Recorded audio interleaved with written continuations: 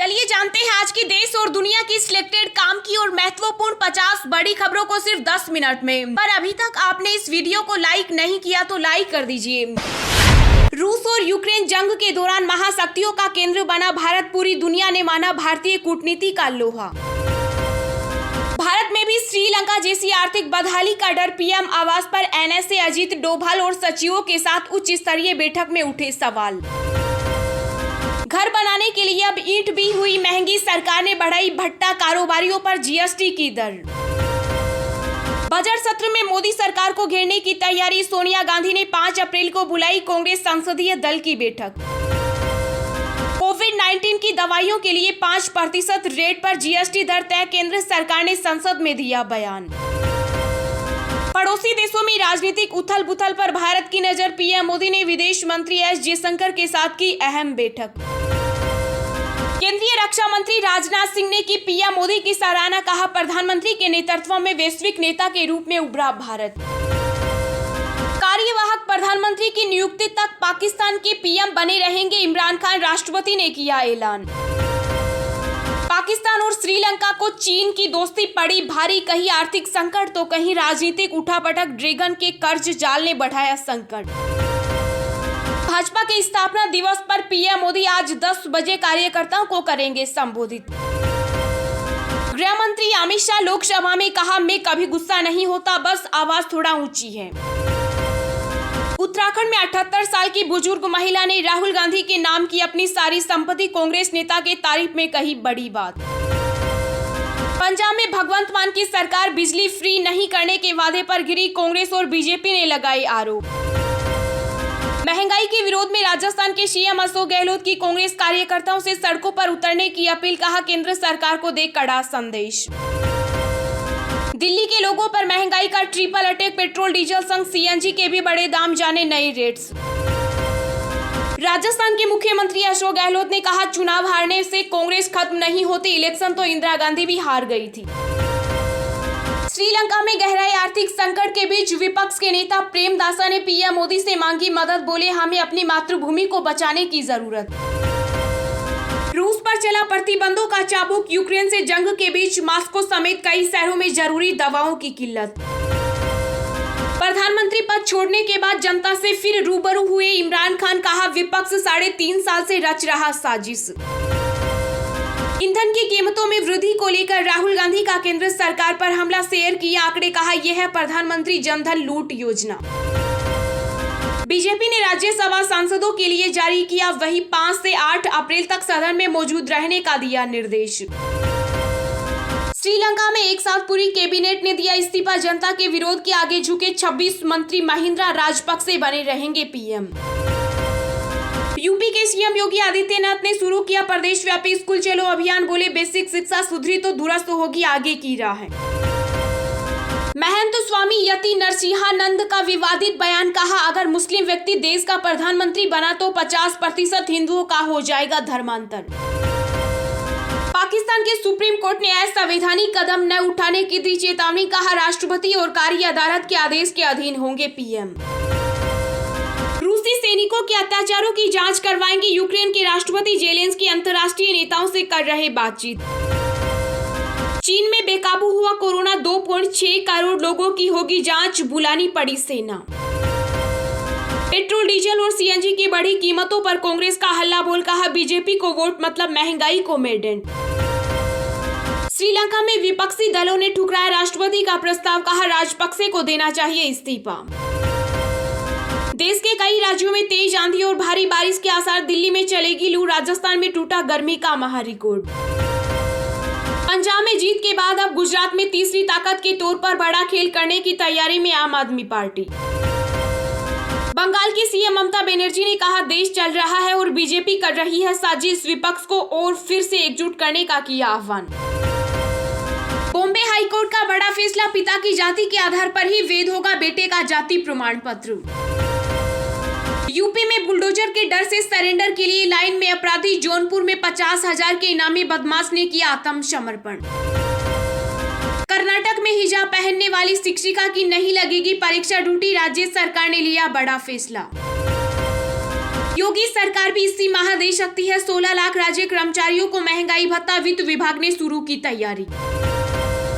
भारत में करीब 2 साल बाद 1000 से कम आए कोरोना के मामले, पिछले 24 घंटे में 913 केस हुए दर्ज। बीरभूम हत्याकांड के बाद झालदा में कांग्रेस पार्षद तपन कांदू की हत्या की भी होगी सीबीआई जांच, हाईकोर्ट ने दिया निर्देश। हरियाणा कांग्रेस के पूर्व अध्यक्ष टीएमसी नेता अशोक तंवर आम आदमी पार्टी में हुए शामिल। एचडीएफसी का एचडीएफसी बैंक में होगा विलय, 41% हिस्सेदारी का किया जाएगा अधिग्रहण। चारा घोटाला मामले में दोषी बिहार के पूर्व सीएम लालू यादव को मिली जमानत को सीबीआई ने सुप्रीम कोर्ट में दी चुनौती। कर्नाटक में हलाल मीट पर घमासान जारी, केंद्रीय मंत्री शोभा करंदलाजे ने कहा हिंदुओं को इसे खाने की जरूरत नहीं। लेजी पे ग्राहकों के लिए बड़ी खुशखबरी, अब शॉपिंग करने के 1 महीने बाद चुकाएं पैसे। केंद्रीय मंत्री नितिन गडकरी ने एमवीए पर हमले के बाद एमएनएस प्रमुख राज ठाकरे से की मुलाकात, राजनीतिक बैठक से किया इनकार। महंगाई को लेकर विपक्ष ने राज्यसभा में किया जोरदार हंगामा, मंगलवार तक के लिए स्थगित हुई कार्यवाही। लखीमपुर खीरी हिंसा मामले के मुख्य आरोपी आशीष मिश्रा की जमानत रद्द करने की मांग, यूपी सरकार बोली सभी गवाहों की सुरक्षा के पुख्ता इंतजाम। नवाज शरीफ को सजा सुनाने वाले जज आर अजमत सईद को केयर टेकर पीएम बनाना चाहती है इमरान की पार्टी। शिवपाल यादव को विधानसभा उपाध्यक्ष बनाकर सपा के खिलाफ बड़ा रणनीतिक दांव चल सकती है भाजपा। आंध्र प्रदेश की जगन मोहन रेड्डी सरकार ने 13 नए जिलों का किया गठन, राज्य में अब कुल 26 डिस्ट्रिक्ट। बंगाल सीएम ममता बनर्जी ने बीरभूम हिंसा के 10 पीड़ितों के परिजनों को दी ग्रुप डी की सरकारी नौकरी, बीजेपी पर साधा निशाना। योगी सरकार ने गोरखपुर मंदिर में हमले के बाद लिया बड़ा फैसला, यूपी एटीएस चीफ बनाए गए आईपीएस नवीन अरोड़ा। शिवपाल यादव पर चढ़ा भगवा रंग, भगवान राम के सहारे बीजेपी में जाने के दिए संकेत। मनी लॉन्ड्रिंग केस में नवाब मलिक को बड़ा झटका, न्यायिक हिरासत 18 अप्रैल तक बढ़ी।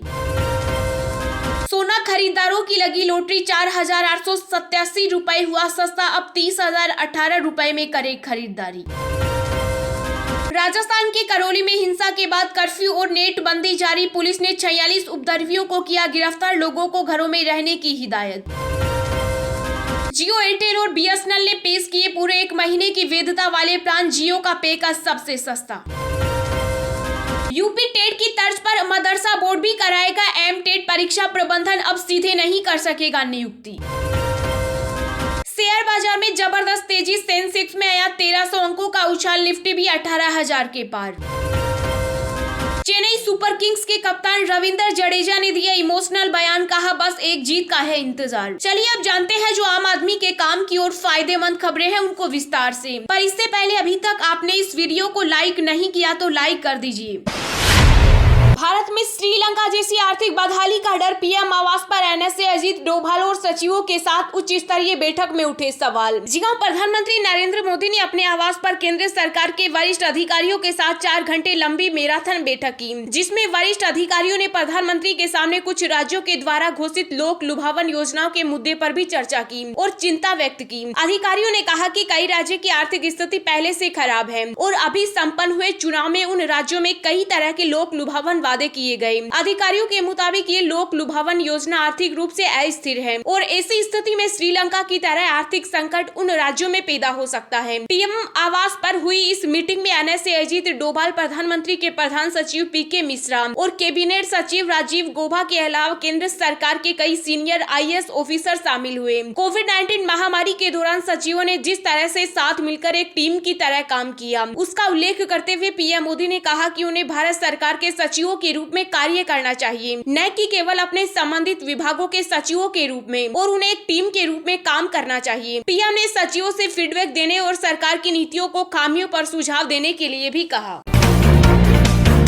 पड़ोसी देशों में राजनीतिक उथल पुथल पर भारत की नजर। पीएम मोदी ने विदेश मंत्री एस जयशंकर के साथ की अहम बैठक। जी हां, पड़ोसी देश श्रीलंका व पाकिस्तान में तेजी से घटे घटनाक्रमों पर प्रधानमंत्री नरेंद्र मोदी भी नजरें लगाए हुए हैं। दोनों देशों में हुए राजनीतिक उथल पुथल और मौजूदा हालतों को लेकर प्रधानमंत्री नरेंद्र मोदी ने विदेश मंत्रालय की अहम बैठक बुलाई। जानकारी के मुताबिक पीएम मोदी ने विदेश मंत्री एस जयशंकर के साथ बैठक कर दोनों देशों के मौजूदा हालत के बारे में जानकारी ली। बता दें कि श्रीलंका में इन दिनों आर्थिक संकट गहराया हुआ है। श्रीलंका में राष्ट्रपति द्वारा आपातकाल की घोषणा की गई है, जिसका लोग विरोध कर रहे हैं। इसी बीच श्रीलंका के केंद्रीय बैंक के गवर्नर अजित निवाड ने अपने पद से इस्तीफा दे दिया है। वहीं दूसरी तरफ पाकिस्तान में प्रधानमंत्री इमरान खान की कुर्सी संकट में है।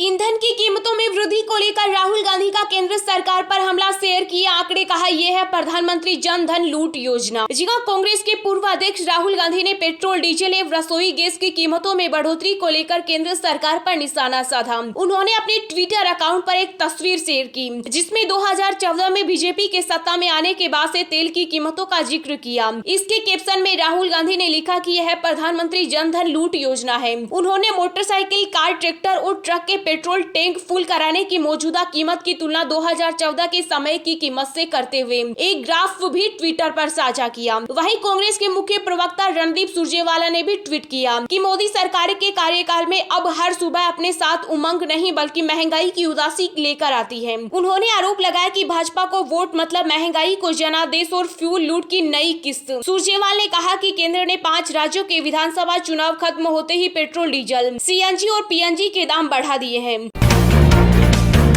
यूपी के सीएम योगी आदित्यनाथ ने शुरू किया प्रदेश व्यापी स्कूल चलो अभियान। बोले बेसिक शिक्षा सुधरी तो दुरुस्त होगी आगे की राह है। जी हां, मुख्यमंत्री योगी आदित्यनाथ ने अपने दूसरे कार्यकाल में स्कूल चलो अभियान को मिशन के रूप में लिया। उनका लक्ष्य साक्षरता दर में पिछड़े जिलों को मुख्य धारा में लाना है। इसी क्रम में उन्होंने साक्षरता दर में सबसे पिछड़े जनपद श्रावस्ती से प्रदेश व्यापी स्कूल चलो अभियान का शुभारंभ किया। मुख्यमंत्री योगी आदित्यनाथ ने शिक्षा की बुनियाद को मजबूत करने के लिए प्रदेश की बेसिक शिक्षा को दुरुस्त करने की बात कही। उन्होंने कहा कि बेसिक शिक्षा सुधरी तो आगे की शिक्षा भी दुरुस्त हो जाएगी। मुख्यमंत्री योगी आदित्यनाथ ने इस अवसर पर कहा कि मेरा सभी शिक्षकों से आग्रह है कि अगले 1 महीने में चलने वाले इस अभियान में घर घर जाकर दस्तक दीजिए और पूछिए कोई बच्चा ऐसा तो नहीं जो स्कूल जाने से वंचित रह गया हो। उन्होंने कहा कि स्कूल चलो अभियान हमारी सरकार का बड़ा अभियान है। ऐसे ही रोज दिन भर की ताजा खबरें पाने के लिए चैनल को अभी सब्सक्राइब करें।